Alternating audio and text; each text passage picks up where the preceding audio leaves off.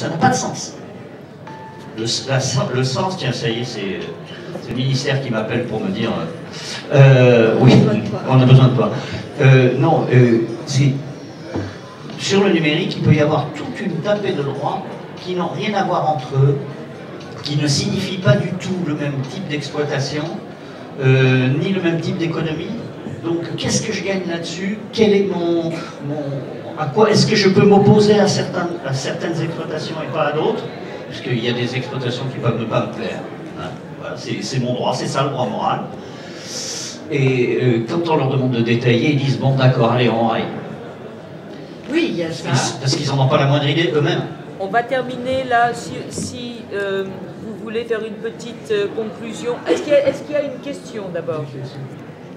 Je n'aurais que sur la GESA, mais ce n'est pas le sujet. Si, vas-y. Si, vous pouvez la poser. Je vais essayer de parler fort.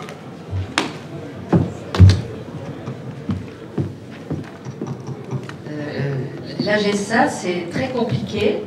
Il y a des auteurs qui paient régulièrement des cotisations à la GESA et qui n'ont pas le droit d'être affiliés.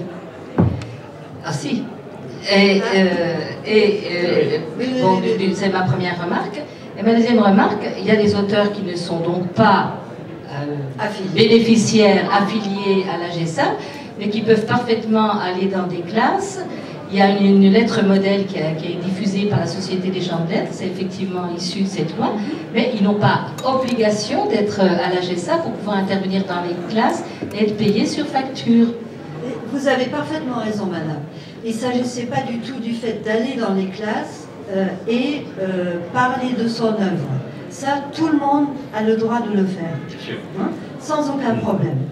Ce dont il s'agit, ce sont par exemple des ateliers d'écriture.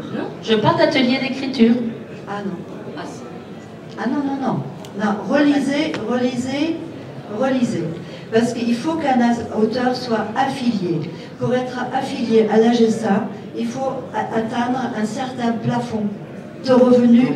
Plancher. Non, le plafond, non, on ne l'atteindra jamais. Un certain plancher qui tourne autour de 7 000, 7 500 euros. Enfin, il faudrait que je vérifie. Excusez-moi, mais j'ai assisté aux négociations sur ce sujet. C'est pas clair sur le rendu et il faut en faire part à la SGDL aussi. Hein. Pardon? Non, je n'ai pas entendu. Je veux dire que c'est pas clair sur l'application, c'est ce qui est sorti des négociations. Et il faut informer la Société des gens de lettres de ce que vous êtes en train d'expliquer, parce que c'est pas le message qui est véhiculé.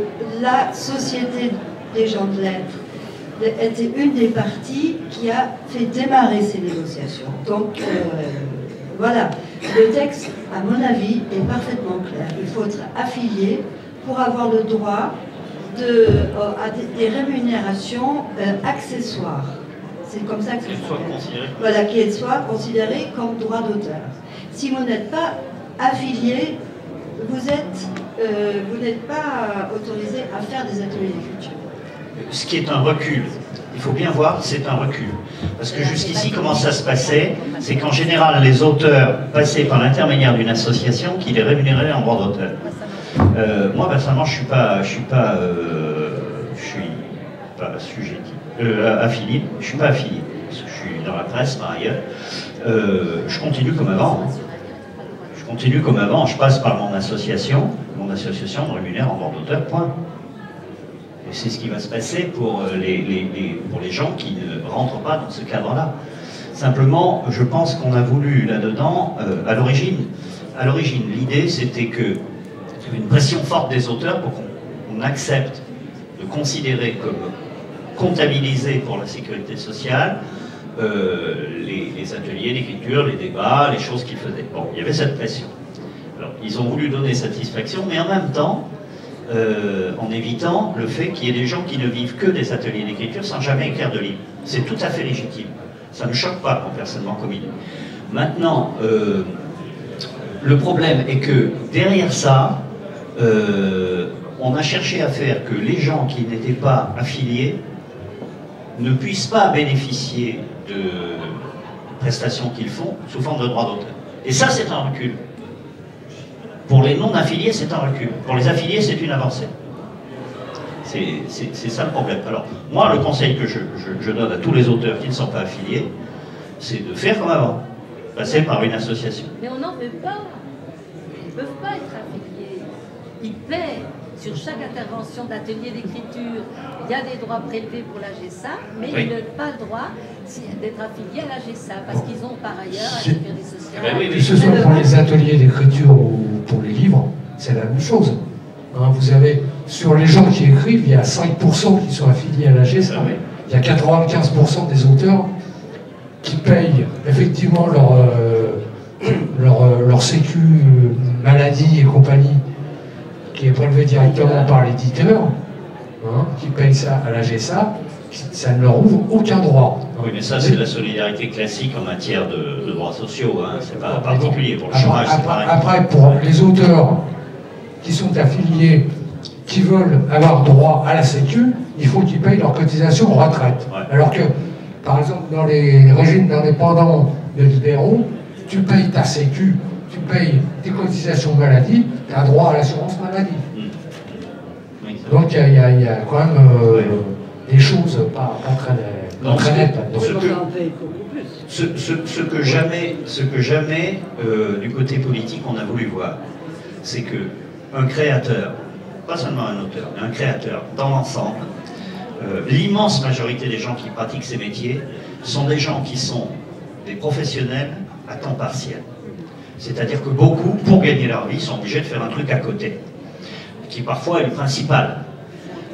Et que donc, ne penser leur statut que pour les gens qui sont professionnels à temps plein, les auteurs, je ne sais même pas si c'est 5%, c'est peut-être 2%.